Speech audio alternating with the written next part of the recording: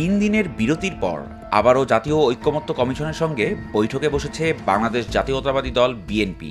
20 April জাতীয় সংসদ ভবনে অনুষ্ঠিত এ বৈঠকে বিএনপির প্রতিনিধি দলের নেতৃত্ব দেন দলের স্থায়ী কমিটির সদস্য সালাউদ্দিন আহমদ।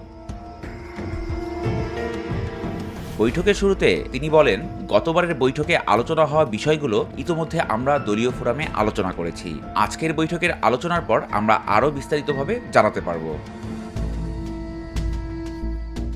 জাতীয় ঐক্যমত্য কমিশনের পক্ষ থেকে বৈঠকে সভাপতিত্ব করেন কমিশনের ভাইস চেয়ারম্যান ও সংবিধান সংস্কার কমিশনের প্রধান অধ্যাপক আলী রিয়াজ। উপস্থিত ছিলেন কমিশনের সদস্য বদিউল আলম মজুমদার, ডক্টর ইফতেখারুজ্জামান, সফররাজ হোসেন এবং প্রধান উপদেষ্টার বিশেষ সহকারী মনির হায়দার।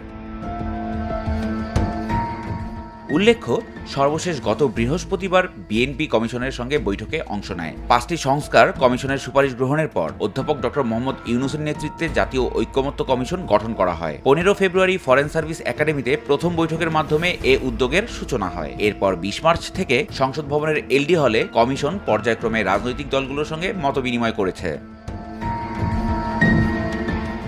কমিশনের তথ্য অনুযায়ী 39টি রাজনৈতিক দলের কাছে সুপারিশসমূহ পাঠানো হয়েছে, যার মধ্যে 34টি দল ইতোমধ্যে নিজেদের মতামত দিয়েছে।